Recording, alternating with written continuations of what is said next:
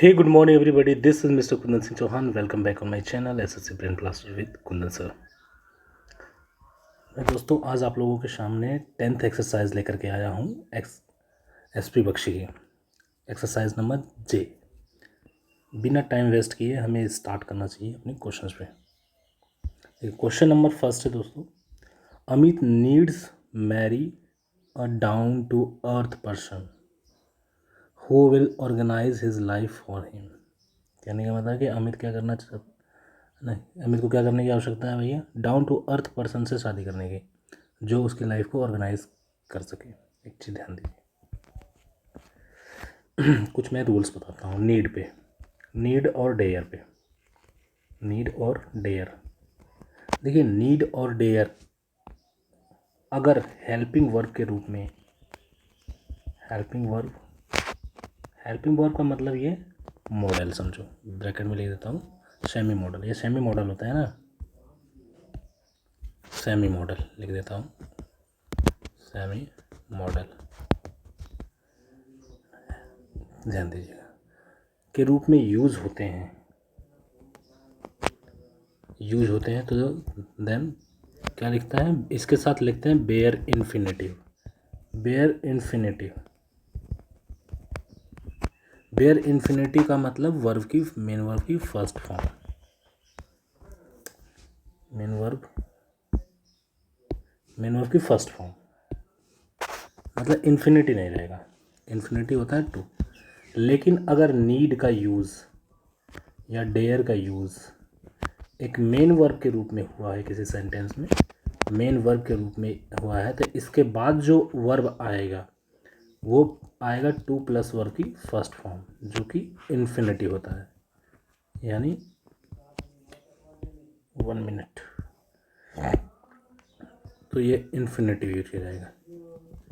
अब समझ में आ गया आपको कि इन्फिनिटी का भी यूज होता है जब डेयर और नीड एक मेन वर्ब की तरह काम करते हैं, और जब डेयर और नीड एक हेल्पिंग मॉडल है ना, हेल्पिंग वर्ब यानी सेमी मॉडल की तरह यूज होते हैं, तो बेयर इन्फिनिटी यूज किया जाता है। बेयर इन्फिनिटी का मतलब टू नहीं लगा होगा इसका।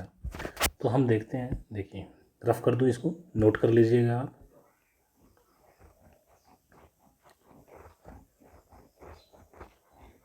ये मॉडल की तरह कब यूज होते हैं? ज़्यादातर नेगेटिव सेंटेंस में, ध्यान रखिएगा ये भी, नेगेटिव और इंटरोगेटिव सेंटेंस में ये ज़्यादातर कैसे यूज होते हैं? मॉडल्स की तरह यूज होते हैं।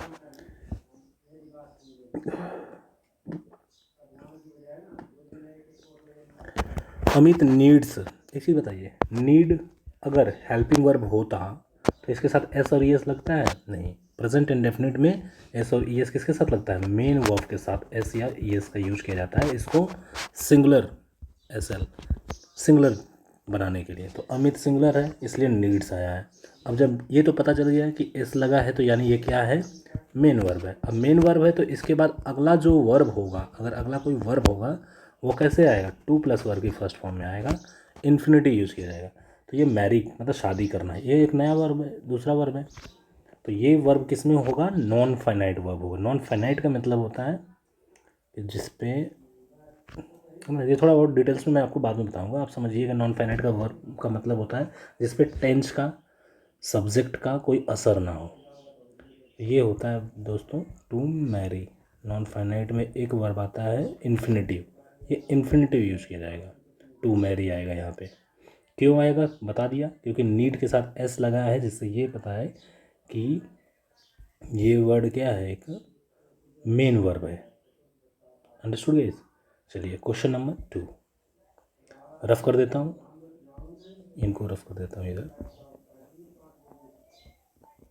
Question number 2, as soon as the clock strike 5 they down, है ना, they down tools and off they go. Off they go का मतलब तुरंत चले जाते हैं। जैसे ही क्लॉक क्या करता है, मतलब इसे कहने का मतलब है कि क्लॉक में 5 बजते हैं, स्ट्राइक्स 5 वे, मतलब कि कोई लेबर वगैरह या जो भी है वर्किंग पर्सन हो, है ना, डाउन टूल्स को डाउन करते हैं और वो तुरंत ही चले जाते हैं, ऑफ दे गो। ध्यान दीजिएगा, एक रूल होता है दोस्तों, आपको पता ही होगा, वैसे बहुत बेसिक सा है, कि वर्ब जब सिंगुलर होती है, कोई नाउन सिंगुलर है, नाउन एस एल, अब क्लॉक क्या है? सिंगुलर है, तो इसके साथ मेन वर्ब भी कैसी यूज की जाएगी, सिंगुलर यूज की जाएगी। और मेन वर्ब को सिंगुलर बनाने के लिए एस और ई एस यूज करते हैं इसके साथ। तब ये सिंपल प्रेजेंट यानी प्रेजेंट इंडेफिनिट में। तो द क्लॉक स्ट्राइक नहीं होगा, क्या होगा दोस्तों, द क्लॉक स्ट्राइक्स, के ई एस, एस यूज किया जाएगा इसके साथ। अंडरस्टूड। 5 फिर आएगा, रफ कर देता हूँ इनको। प्रेजेंट इंडेफिनिट पढ़े होंगे आप, है ना, उसमें सीधे सीधे लिखा होता है, ये रूल है। तो फर्स्ट में मैरी गलत है, सेकंड में स्ट्राइक्स होना चाहिए यहाँ पे। Third, a careful driver watches the road and goes slowly or quickly depending upon the condition of the road. मतलब धीरे धीरे जाता है या जल्दी से जाता है, ये डिपेंड करता है रोड के कंडीशन पे। एक केयरफुल ड्राइवर सिंगुलर है, वॉचेस सिंगुलर है। वॉच अगर होता तो गलती हो जाती। क्या देखता है, रोड को, और चलाता है अपनी गाड़ी, है ना, उसी हिसाब से जाता है। डिपेंड करता है रोड कैसी है। The visibility and the traffic, no error दोस्तों। क्या होगा इस सेंटेंस में, नो एरर। मैंने एक एक चीज़ आपको तोड़ तोड़ करके बता दिया, है ना, कोई एरर नहीं।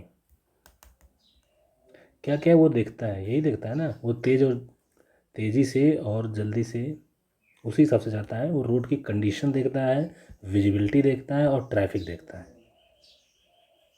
कंसिडर नेक्स्ट 4th नंबर, तो इसमें कोई एरर ही नहीं है। Despite some past experiences with adverse publicity he is usually gracious to reporters. Gracious का मतलब होता है उदार टाइप का। ग्रेशियस एक वर्ड होता है दोस्तों, एक होता है ग्रेसफुल। ग्रेसफुल, ग्रेशियस का मतलब होता है जेनरस। Generous, understood. ग्रेसफुल का मतलब होता है ब्यूटीफुल। ये दोनों अलग अलग मीनिंग होते हैं, आपको दिखने में एक ही जैसे लगते हैं। ये ध्यान रखिएगा, इनका वोकेबलरी है ये, एग्जाम्स में काफ़ी बार आ चुके हैं, सीडीएस में आ चुके हैं। देखिए, इसके कहने का मतलब है कि डिस्पाइट का मतलब क्या होता है। डिस्पाइट का अगर मीनिंग पूछोगे आप, तो डिस्पाइट का मतलब होता है इंस्पाइट ऑफ। इंस्पाइट ऑफ होता है, सॉरी इसके साथ ऑफ लगा दिया। इसका मीनिंग होता है इंस्पाइट ऑफ, मतलब इसका मतलब के बावजूद या के बजाय, है ना, इसके बावजूद भी। Despite some past experiences with adverse publicity नहीं होगा, एडवर्स होता है दोस्तों। एवर्स नहीं होगा, एडवर्स पब्लिसिटी मतलब बहुत बुरी पब्लिसिटी। Understood guys.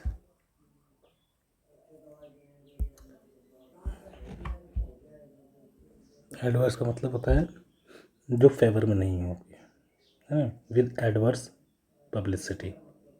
गलती, यही वोकेबलरी गलती है, देख लीजिएगा। एवर्स का मतलब होता है विरोध, मतलब इसका मीनिंग होता है एंटागोनिस्ट। क्या होता है, एंटागोनिस्ट। प्रीपोजिशन टू का यूज किया जाता है एवर्स के साथ, ध्यान रखिएगा। ये ध्यान रखिएगा इसका, किसी के प्रतिकूल होना। रफ कर देता हूँ इसको, ग्रेशियस लिख लिए, ग्रेसफुल लिख लिए होंगे आप। डिस्पाइट का मतलब इंस्पाइट ऑफ होता है, इसलिए डिस्पाइट के साथ ऑफ का यूज नहीं किया जाता है कभी भी। एवर्स का यूज नहीं किया जाएगा यहाँ पे, इसके जगह पे एडवर्स ही यूज किया जाता है। एडवर्स पब्लिसिटी मतलब बहुत ज़्यादा बुरी, या कहते हैं difficult. Next, according to a spoke person, sorry spokesman for the government, according to a spokesman for the government, the charge of corruption is contemptuous lie inspired by political motives। है ना, एक चीज़ ध्यान दीजिएगा, मैं थोड़ा वोकेबलरी पे आप पर फोकस करता हूँ, क्योंकि आज इस सीरीज़ में मेरे को लग रहा है कि जो वोकेबलरी से रिलेटेड है वो भी काफ़ी एरर दे रखे हैं। कंटेम्पचुअस, कंटेम्पचुअस और कंटेम्पटिबल। कंटेम्पटिबल कंपैटिबल कंपैटिबल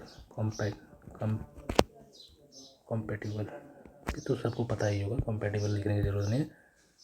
ये ध्यान दीजिए बस इन दोनों वर्ड पे, एकदम से ये मिलते जुलते हैं।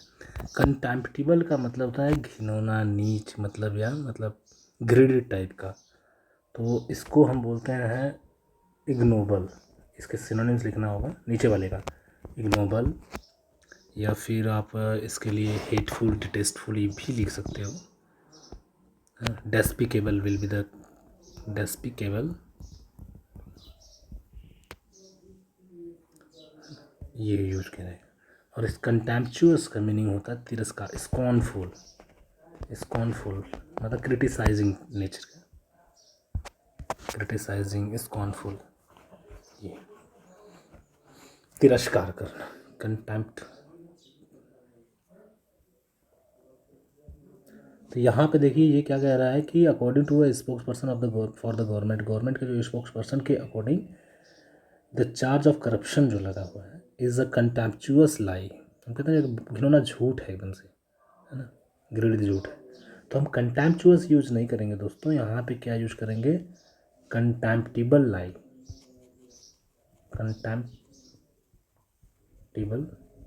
लाई,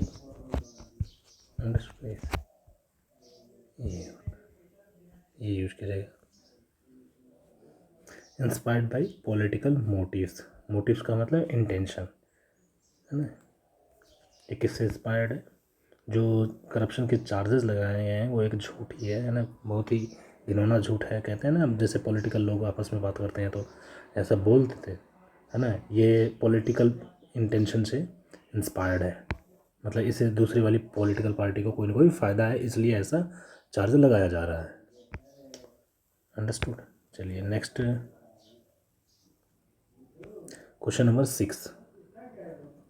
if I would have arrived sooner I would not have miss the fun. देखिए आप लोगों के बीच में एक और क्वेश्चंस मैं डिस्कस करना चाहूँगा। सेंटेंस में इफ़ से सेंटेंस स्टार्ट होता है, दो कंडीशन बनती है, तीन बताता हूँ, तीन कंडीशन बनती है। एक तो ये सिंपल प्रेजेंट होगा इफ़ के साथ वाला सेंटेंस, तो कॉमा करके जो दूसरा सेंटेंस लिखा जाएगा वो किस में होगा बच्चों, फ्यूचर में होगा। किस टेंस में, फ्यूचर टेंस में, यानी इसमें विल शैल का यूज़ किया गया होगा। विल शैल और सेंस के हिसाब से वो फ्यूचर का कोई भी टेंस यूज किया जा सकता होगा, विल शैल लेकिन यूज होगा। ये कब होगा, जब ये पहला जो इफ़ के साथ जो है ना, इफ़ के साथ जो सेंटेंस होगा अगर वो सिंपल प्रेजेंट में है तो। दूसरी कंडीशन ये होती है कि इफ़ के साथ अगर सिंपल पास्ट में है, पास्ट में सेंटेंस है, तो दूसरा सेंटेंस में विल नहीं यूज होता है, वुड या शुड का यूज कर सकते हैं। ज़्यादातर जनरली आपको वुड प्लस वर्ब की फर्स्ट फॉर्म मिलेगी। तीसरी कंडीशन से ये होती है कि इफ़ के साथ आने वाला सेंटेंस में अगर सब्जेक्ट प्लस हैड दिया हो, मतलब ये भी पास्ट है बट ये कंप्लीट पास्ट है, सिंपल पास्ट नहीं है, हैड प्लस वर्ब की थर्ड फॉर्म दी है, तो दूसरे सेंटेंस में सब्जेक्ट प्लस वुड हैव, मतलब ये भी कंप्लीटेड एक्शन में ही आएगा, वुड हैव आएगा प्लस वर्ब की थर्ड फॉर्म, ये यूज किया जाएगा। ये तीनों सीरीज़ आप लिख सकते हो, ये तीनों बहुत ही इंपॉर्टेंट। जब आप कंडीशनल सेंटेंस आपको पढ़ाऊंगा डिटेल्स में तो इनका जिक्र आपको फिर से दोबारा मिलेगा मेरे चैनल पे। तो देखिए गलती क्या है, if I would have arrived sooner, अगर मैं पहले ही पहुंच गया होता, I would not have miss the fun, है ना, मतलब मैं जो मज़े लोग कर रहे थे वो मैं मिस नहीं किया होता। देखिए वुड हैव दोनों अलग अलग फॉर्म में यूज किए हैं, इसमें वुड और इसमें हैव यूज किया गया है, यानी यहाँ पे इसको तो हम बदल नहीं सकते, would have missed the fun ये रहेगा ही, ये सही है। तो ये कब कंडीशन होती है, वुड हैव, ये इसमें देखिए इस जगह पे मैंने लिखा है ना, वुड हैव वर्ब की थर्ड फॉर्म तभी आती है जब फर्स्ट वाले में subject plus had plus verb की थर्ड फॉर्म होती है, यानी यहाँ पे वुड हैव नहीं यूज किया जाएगा, यहाँ पे हैड प्लस वर्ब की थर्ड फॉर्म आएगी, तो वर्ब की थर्ड फॉर्म तो ऑलरेडी है, तो यहाँ पे वुड हैव को हटा करके हैड का यूज किया जाएगा। Got it guys. तो इसमें गलती किस में है, ए पार्ट में जी। Question number 7। अब ये तीनों रूल लिख लीजिएगा। अगर सिंपल प्रेजेंट होता है, जैसे मैं कहता हूँ if I read all my books I will perform well in the examination. I will, उधर क्या लिखा है, आई विल या आई शैल, ये लिखेगा। Understood guys? Next question number 8। The prospective buyer, sorry ये यूज है ना, unless two or more members object to him joining the club we shall have to accept his application for membership। इसको मैं rough कर देता हूँ जो मैंने अभी लिखा है। ये देखिए,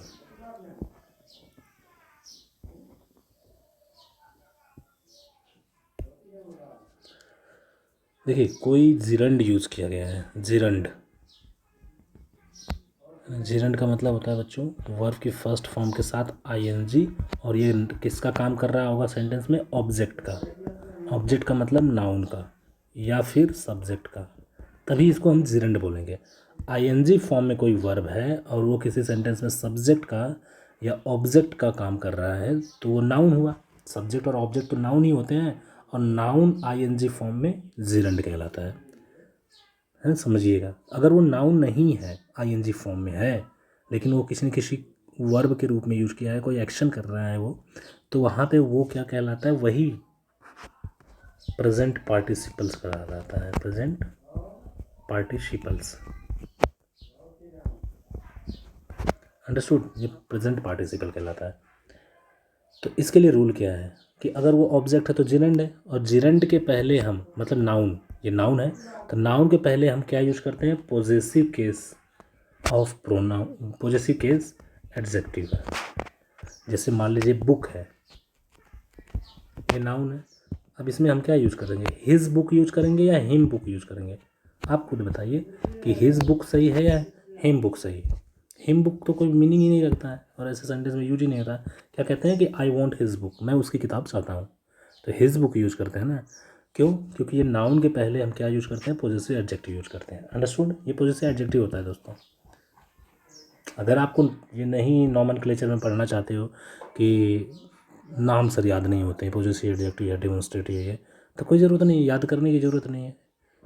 आपको किताब थोड़ी लिखना है, आपको तो एग्ज़ाम क्वालिफाई करना है।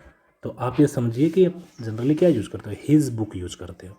इसी तरह से अब मान लीजिए बुक के जगह पे मैं कहता हूँ आपकी जीत, है ना, या कहता हूँ कि इस क्लब को ज्वाइन करना, मेरा इस क्लब को ज्वाइन करना, या उसका इस क्लब को ज्वाइन करना। तो ज्वाइन जो ये वर्ड है, ये क्या है, वर्ब है। आईएनजी इसमें लगा तो क्या हो गया, आईएनजी लगा तो ये वर्ब के साथ आईएनजी या तो जिरंड हो सकता है या तो पार्टिसिपल हो सकता है, प्रेजेंट पार्टिसिपल्स। अब ये जिरंड है कि नहीं है, ये डिपेंड करता है ये सेंटेंस में क्या यूज किया गया है, ऑब्जेक्ट या सब्जेक्ट। अगर सब्जेक्ट या ऑब्जेक्ट की तरह से है तो यानी ये जिरंड है। और जिरंड क्या होता है, एक तरह का नाउन ही होता है। अब नाउन के पहले यूज करना है तो हम क्या यूज करेंगे, हिज नाउन, हिज ज्वाइनिंग, या अपनी ज्वाइनिंग की बात करेंगे तो माई joining. Understood guys? Him joining कभी नहीं होगा। कब तक नहीं होगा, जब तक ये एक नाउन के रूप में यूज किया गया है, यानी जिरंड के रूप में। इस सेंटेंस में यही एरर है बच्चों।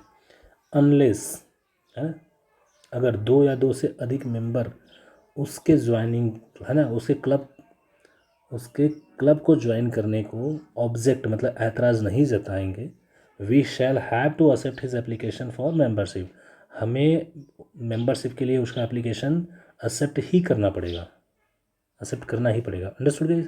तो यहाँ पे हिम ज्वाइनिंग नहीं होगा दोस्तों, क्या होगा यहाँ पे, his joining, his joining the club. Understood? ये लिख लीजिएगा। क्वेश्चन नंबर 8 क्यों हुआ, मैंने बताया ज्वाइनिंग जो वर्ड है यहाँ पे ये क्या है, ऑब्जेक्ट कर रहे हैं, ऐतराज़ जता रहे हैं, किसी चीज़ का ऐतराज़ जता रहे होंगे, यानी ऑब्जेक्ट का। ऑब्जेक्ट का मतलब नाउन, नाउन का मतलब जिरंड अगर आईएनजी फॉर्म में है तो। इतना तोड़ करके किसी भी किताब में किसी भी टीचर ने आज तक ऐसी किताब कुछ नहीं लिखी हुई है होगी, है ना। ये तो मैं बता रहा हूँ, मैंने मोर देन 10 बुक्स पढ़ चुका हूँ अभी तक, सिर्फ इंग्लिश लैंग्वेज के ऊपर। एक मिनट रफ कर देता हूँ ये। वो आंसर बता देंगे। बुक्स में लिख सकते हैं कि हिम नहीं होगा, हिज होगा, लेकिन क्यों होगा और कब कब ऐसा होता है। जैसे अगर मैं बोलता हूँ आईएनजी फॉर्म से, मैं उसे खेलते हुए देखा, I saw him playing the cricket, playing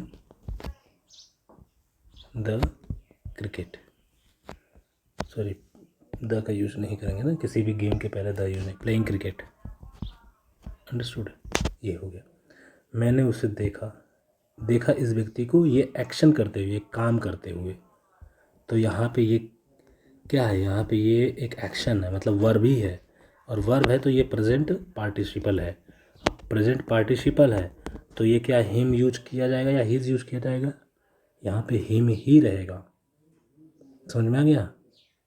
यहाँ पे हिज नहीं होगा क्योंकि ये जो वर्ड है ये नाउन है ही नहीं, जिरंड है ही नहीं, यहाँ पे ये प्रेजेंट पार्टिसिपल है। क्यों, इस और वर्ब का, ये जो वर्ब है इसका ऑब्जेक्ट ये है और ये एक्शन कर रहा है, ये काम कर रहा है, तो ये एक वर्ब ही है यहाँ पे भी अभी। अंडरस्टूड, ध्यान रखिएगा। अब मैं इसको स्टार्टिंग में लिख देता हूँ, playing, his playing is not acceptable, acceptable, उसका खेलना स्वीकार नहीं है, मैं एक्सेप्टेबल टू मी, मुझे स्वीकार नहीं है उसका खेलना। अब यहाँ पे सही है, सही है, क्योंकि यहाँ पे ये क्या है, नाउन है। क्यों नाउन है, क्योंकि नाउन ही किसी भी सेंटेंस का सब्जेक्ट बन सकता है या प्रोनाउन बन सकता है। अंडरस्टूड, तो ये चीज़ें ध्यान रखिएगा। आपको देखिए, कुछ लोग कह देते हैं या कि ये एक्सेप्शन है, होते हैं एक्सेप्शन, क्योंकि ये भाषा है, एक्सेप्शन होते हैं, बट कुछ इस वजह से भी चीज़ों को बस एक्सेप्शन मान लेते हैं क्योंकि उनको वो एलिबरेट करना नहीं आता है, वो चीज़ें इलस्ट्रेट करना, एक्सप्लेन करना नहीं आता है ना, इसलिए उसको कहते हैं कि ये ऐसे ही होता है, रूल ऐसे ही रूल है। ये रूल भी ग्रामर में अगर कुछ बनाए गए हैं तो कुछ उन चीज़ों को मद्देनज़र रखते हुए बनाए हुए होंगे, ऐसे हवा में थोड़ी बना दिए गए होंगे।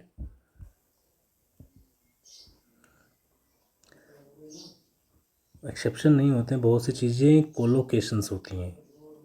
अब जैसे मैं बोलता हूँ tell a lie, speak the truth होता है ना, तो वो कोलोकेशंस हैं, वो एक फ्रेज़ है, वो एक कंप्लीट फ्रेज़ वैसे ही यूज किया जाता है। चलिए नेक्स्ट आते हैं हम, the prospective buyer of the house left the premises. Premises का मतलब क्या होता है, जो परिसर, हिंदी में बोलते हैं परिसर। बिकॉज ही वॉज आस्क्ड, उससे पूछा गया to pay a considerable higher price than he could afford. The prospective buyer of the house left the premises, जो घर को खरीदने वाला व्यक्ति था वो परिसर छोड़ करके चला गया। परिसर का मतलब कि वो जहाँ पे जो भी सामान खरीदने के लिए आया था, हाउस खरीदने के लिए आया था, वो जगह छोड़ के चला गया। क्यों गया, बिकॉज ही वॉज आस्क्ड। अब देखिए ये पास्ट की बातें कर रहा है, छोड़ के गया, यहाँ पे भी पास्ट की बातें कर रहा है। ही वॉज आस्क्ड, उससे कहा गया, क्या कहा गया, to pay a considerable higher price than he could afford, जितना वो अफोर्ड कर सकता था उससे ज़्यादा ही पैसे उससे मांगे गए थे, पे करने के लिए बोला गया था। समझ में आया। नो एरर, सेंटेंस में कोई भी एरर नहीं है। हायर है कंपैरेटिव, इसके साथ दैन कंपैरेटिव के साथ आता ही है, higher price than he could afford. Understood. Past form है क्योंकि ये सेंटेंस, ये एक्शन ही पूरे पास्ट की बातें कर रहा है। यहाँ पे भी देखो कुड का कैन का यूज़ नहीं किया, ये कैन आता तो भी गलत हो जाता है, यहाँ पे इज़ होता तभी गलत हो जाता है, क्योंकि यहाँ पे सिचुएशन तो पास्ट की दी गई है स्टार्टिंग में ही। देखिए अगर कोई नो एरर है तो वो समझो कि क्यों नो एरर है। Next question number 9, you are being quite cynical. Cynical का मतलब होता है किसी के अंदर गलतियाँ निकालने वाला, है ना, हमेशा फॉल्ट ही फाइंड करता हो, ऐसा व्यक्ति जिसकी जो गलतियाँ निकालता है और जो सही और गलत दोनों चीज़ डिफ्रेंशिएट करके बताता है, वो क्रिटिक्स होता है, सॉरी वो क्रिटिक्स होता है, ये सिनिक होते हैं। तो आप ये वोकैबलरी जो मैं बीच बीच में बोलता हूँ इसको बहुत ज़रूरी है मैं लिखना, क्योंकि ये मैं वही बोलता हूँ जो एग्जाम्स में आए हुए हैं, ये वन वर्ड सब्स्टिट्यूशंस में आया हुआ है.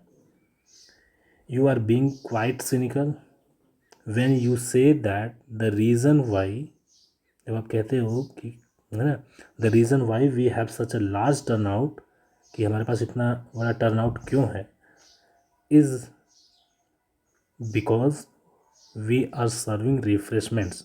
ठीक है, हम रिफ्रेशमेंट सर्व कर रहे हैं. अकॉर्डिंग टू इंग्लिश ग्रामर, एक ही चीज़ों को शो करने के लिए, एक पर्पस को शो करने के लिए दो कंजक्शन या एडवर्ब यूज नहीं किए जा सकते. जैसे कि अगर मान लीजिए द रीज़न हम लिख रहे हैं, फिर वाई बता रहे हैं उसकी. द रीज़न वाई लिख ही इसलिए रहे हैं कि हमें क्या बताना है, किसी का कॉज बताना है, कारण बताना है. जब कारण बताने के लिए, अब ये एक बात बोला है कि उसका इतना बड़ा टर्न आउट क्यों है ना,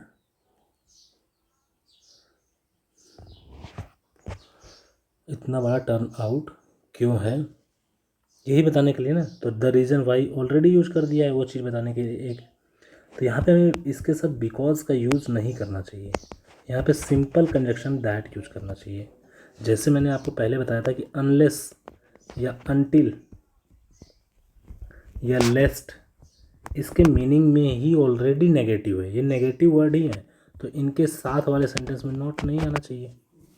समझ में आया. वही चीज़ें यहाँ पे है कि द रीज़न वाई कारण बताने के लिए ही यूज किया जाता है. तो इसमें बिकॉज दोबारा लगाने की क्या ज़रूरत है, जब कारण एक ही है. तो कारण एक ही है ना, कि वी आर सब, है ना, सर्विंग रिफ्रेशमेंट्स. यहाँ पे सिर्फ दैट लगा करके ये चीज़ें जोड़ देंगे, कंजक्शन दैट का यूज़ करके जोड़ देंगे. गुड गाइस, आगे लिख देता हूँ. इसमें दैट आएगा, ये रफ कर देता हूँ, आप लिख सकते हो कि द रीज़न वाई के साथ बिकॉज यूज नहीं किया जाता है, अनलेस अनटिल लेस्ट के साथ नॉट यूज नहीं किया जाता है, बिकॉज दे आर नेगेटिव.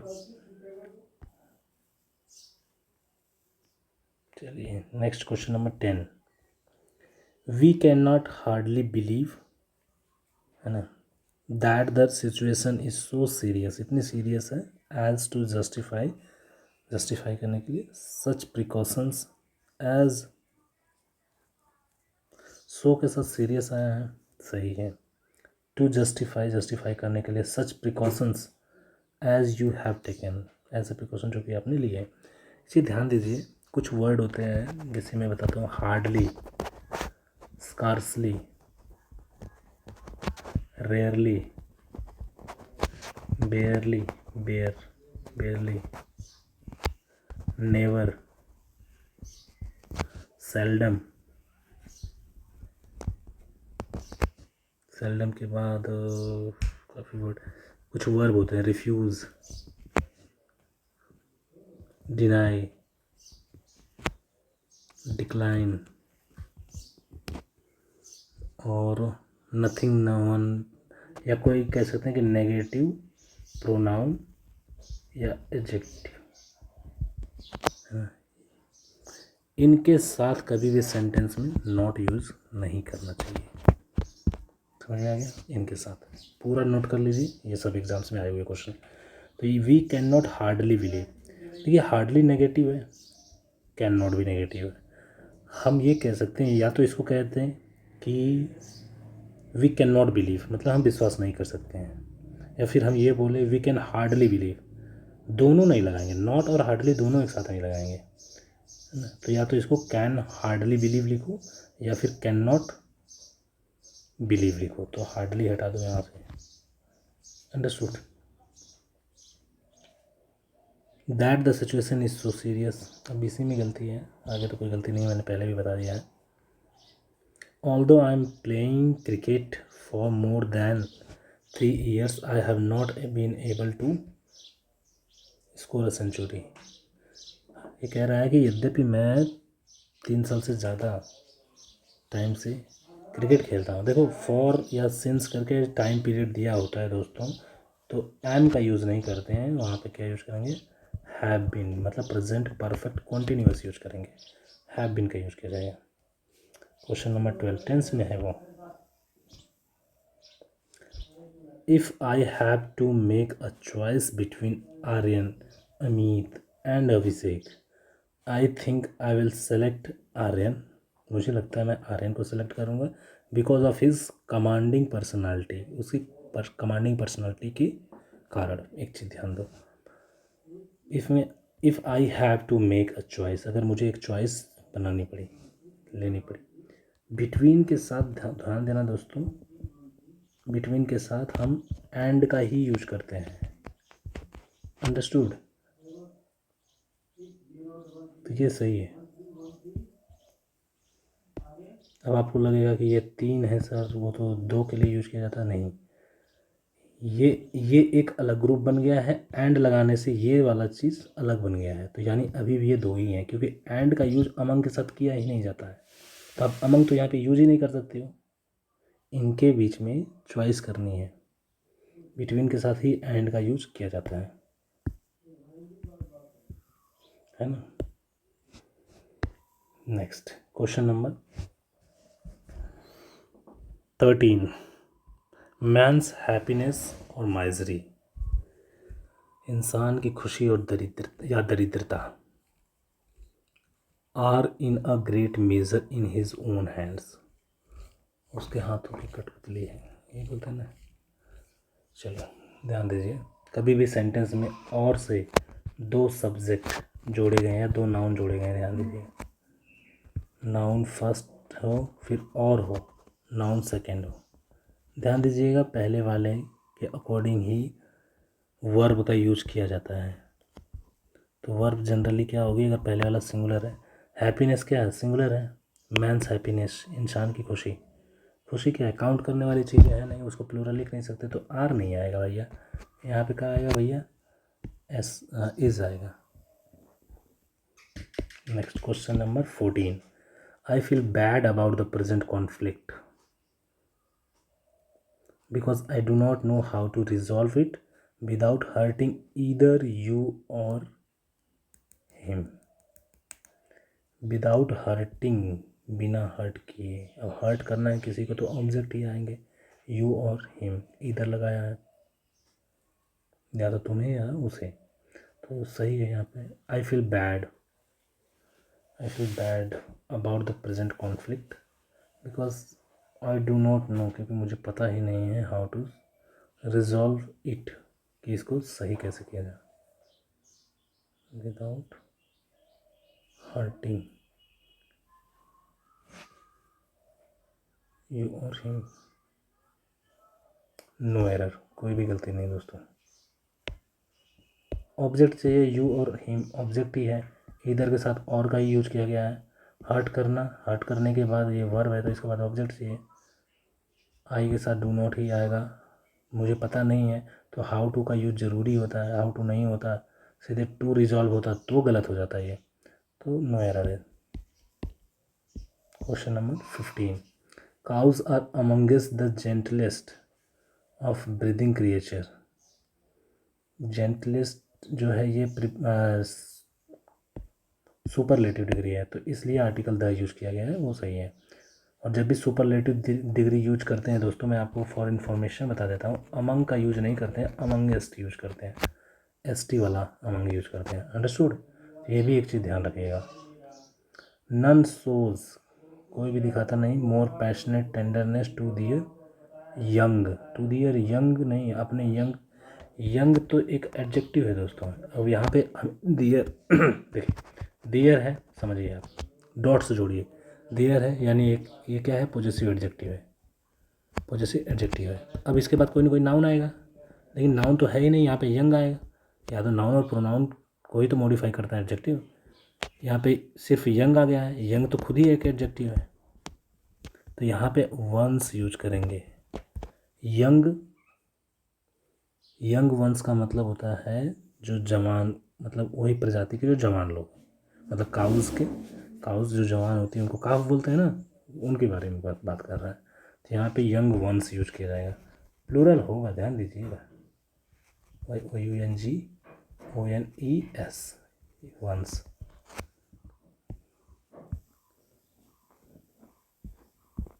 चलिए next the 16 number, he is not the kind of a person, उस तरह का व्यक्ति नहीं है हु एक्सेप्ट, जो एक्सेप्ट करता है, सच ट्रीटमेंट पैसिवली, ऐसे ट्रीटमेंट को। पैसिवली का मतलब बिना किसी को, है ना, बताया, मतलब शांति से। He is certain to seek revenge, वो श्योर है, he is certain to seek revenge, revenge लेने के लिए एकदम निश्चित है। He is not the kind of a person, no error हो गया इसमें भी, 14 में भी नो एरर है, इसमें भी नो एरर है।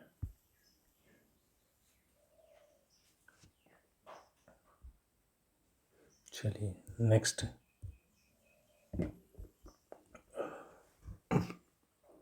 Sorry, question number 17, the rise and fall of the tides are due to lunar influence. Lunar influence के कारण होता है क्या? ज्वार भाटा का उतार चढ़ाव जो होता है वो किसके कारण होता है? लूनर इन्फ्लुएंस के कारण। ध्यान दीजिए, आर्टिकल द का यूज सिर्फ राइज के पहले किया गया है, मैंने कल ही क्लास में बताया था, जो कल फॉल ऑफ द टाइड, इसे ध्यान दीजिए। जब आर्टिकल द किसी एक नाउन के पहले यूज किया जाता है, एंड करके दूसरा नाउन लिखा जाता है, तो इनके लिए वर्ब क्या होगी दोस्तों? एसएल, सिंगुलर होगी। तो यहाँ पे आर नहीं होगा, क्या होगा? इज होगा। I was surprised and pleased, surprised और प्लीज्ड, संतुष्ट या मतलब। When I was informed of me winning the contest, वही आ गया, मैंने पहले भी बताया था, वर्ब की आईएनजी इन्फॉर्म किया गया, किस चीज़ के बारे में इन्फॉर्म किया गया?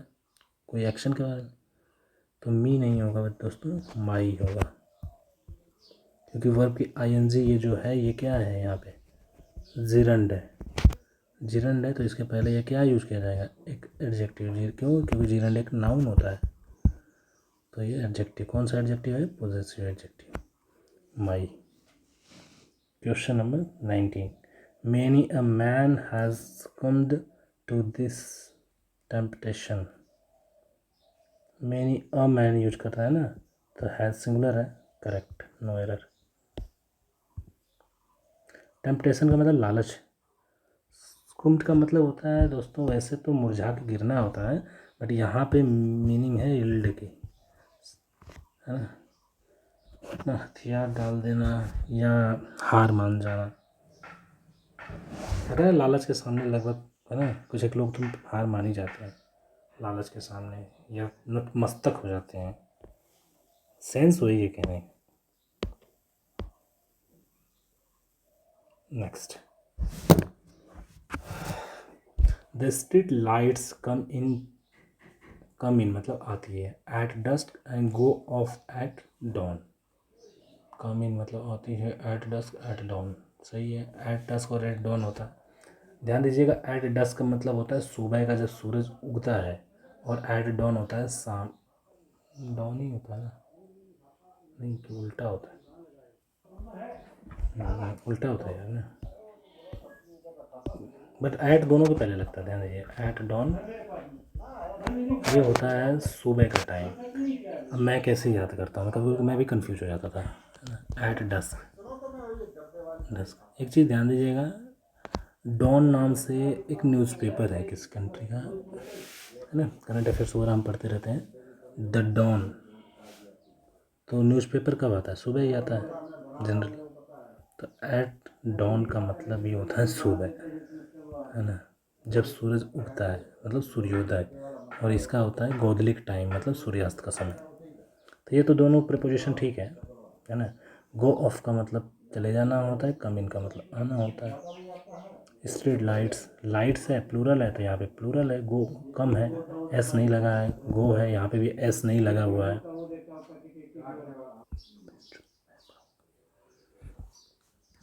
हो गया question number 21, two of mountain climbers, पर्वतारोही बोलते हैं ना, mountain climbers, were suffering with frostbite, suffering from होता है दोस्तों, आप लोगों ने देखा है सफरिंग फ्रॉम, बहुत एप्लीकेशन लिखते होगे बचपन में, I am suffering from fever fever fever, है ना। मैं भी बहुत, मैं तो वैसे ही नहीं लिखता कभी। मैं तो मन नहीं किया तो नहीं आना भाई, क्या कर लेंगे, गोली थोड़ी मारेंगे टीचर। बेबाक टाइप कर रहा हूँ इंसान हमेशा से ज़िंदगी। 9th के बाद से 12th तक तो मैं क्लास में ही नहीं बैठा कभी, फिर भी पढ़ा रहा हूँ, सोचिए। और गवर्नमेंट जॉब भी 3 3 लेट ली। सब मोह माया है, क्लास में बैठना, क्लास जाना, सब मोह माया है। ऐसा कर मत लेना, हमारा टाइम अलग था है ना, हमारा टाइम बहुत अलग था। आज के टाइम में योगी जी डंडा डाल देंगे पिछवाड़े में। चलिए क्वेश्चन नंबर 22, बहुत हंसी मजाक हो गया। Although there was still a faint heartbeat, the patient was for all intents and purposes dead. No error. Was still a faint heartbeat. The patient जो था was for all intents and purposes dead. कोई error नहीं। Question number 23।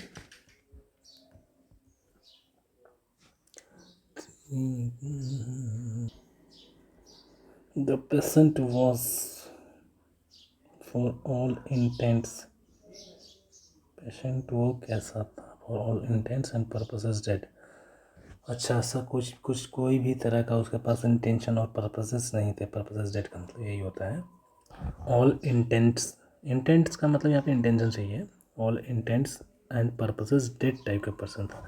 अच्छी ध्यान देना दोस्तों कि is, am, I am to, was, were या आर हो, इसके साथ टू का यूज करते हैं, फॉर तो यूज नहीं होता।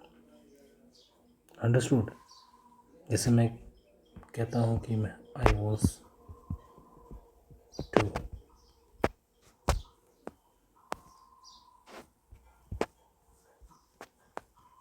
Dumb, I was too dumb, गलती यही होगी, वॉज टू यूज़ करेंगे हम यहाँ पे। नेक्स्ट है question number 23। When the rules for police procedure were led up a lot of grey areas remained. Led up, let down होता है, रूल रेगुलेशन को बनाना, लागू करना, लेट डाउन यूज किया जाता है। Understood. Next question number 24। Anurag is eclipsed by his wife who is much clever and more amusing than he is. देखिए यहाँ पे एंड से कभी भी ना दो एडजेक्टिव जोड़ा जाता है। मान लीजिए एक एडजेक्टिव इधर है और एक एडजेक्टिव इस साइड है। ये दोनों एडजेक्टिव ध्यान दीजिएगा सेम डिग्री में होना चाहिए। किस में होना चाहिए? Same degree.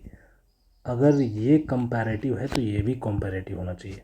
जैसे यहाँ पे मोर अम्यूजिंग, मोर अम्यूजिंग क्या है? कंपैरिजन करने के लिए, दैन भी तो लगा आगे कंपैरिजन के लिए, तो ये भी यही होना चाहिए, है ना। इसको हम लिख सकते हैं मच क्लेवर, नहीं लिखेंगे क्लेवरर लिखेंगे। क्लेवरर होता है कंपैरेटिव क्लेवर का, तो much cleverer and more amusing than he is होगा। Understood guys. He was to होता है, ये वॉज टू होगा, लेट डाउन होगा, सफरिंग के साथ फ्रॉम यूज किया जाता है, और street lights came in at dusk and go off at dawn. Understood. तो उसमें तो कोई एरर नहीं है।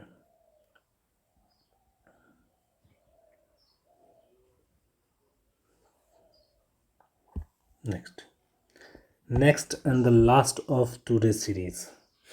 Question number 25. The company took a gamble by cutting the price of its product and it paid up.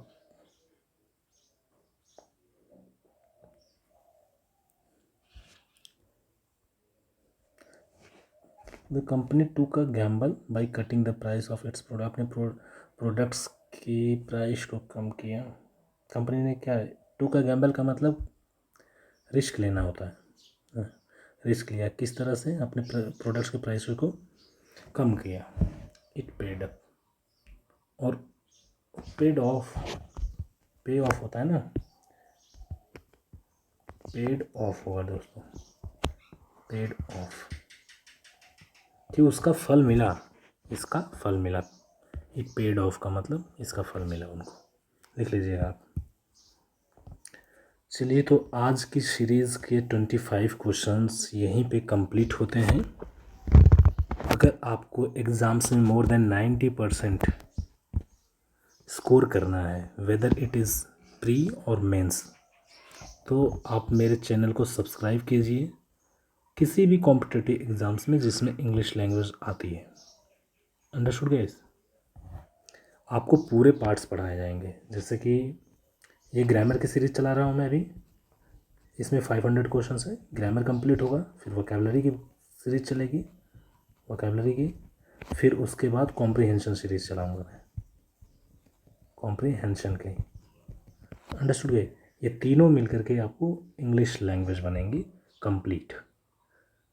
Comprehension में क्या है, कुछ भी नहीं है। कॉम्प्रीहेंशन में अगर आपकी वर्ड पावर अच्छी है, ग्रामर अच्छी है, तो कॉम्प्रीहेंशन का है कि आपको मैं डेली न्यूज़पेपर्स वगैरह पढ़ाऊँगा, फिर जो अभी तक एसएससी में और सीडीएस में जो पैसेज आए हुए हैं उन पैसेज को पढ़ाऊँगा और उसके बेसिस पर उनके क्वेश्चंस कराऊँगा। ये समझिए कि आधे घंटे तो मैं न्यूज़पेपर की कटिंग लेकर के उसको पढ़ा दूँगा, जिससे आपका थोड़ा डेवलपमेंट हो, है ना। पहले इजी इजी कुछ स्टोरी डालूँगा, नॉवेल्स की हो सकती हैं, फ़ोटो खींच लूँगा, नॉवेल्स वगैरह कोई अच्छी नॉवेल्स हैं, जैसे रॉबिन शर्मा है ना, अच्छे अच्छे काफ़ी। या अगर आप एकदम बेसिक से स्टार्ट करना चाहते हैं इंग्लिश की सर, अपनी रीडिंग स्किल्स कैसे अच्छी करें, तो आप ऐसे नॉवल पढ़ सकते हो जो एकदम से इंडियन राइटर्स की हों, जैसे में कि चेतन भगत। चेतन भगत बहुत पॉपुलर, बहुत इजी इंग्लिश लिखते हैं चेतन भगत जी। तो चलिए, तब तक के लिए bye bye, take care, have a good day.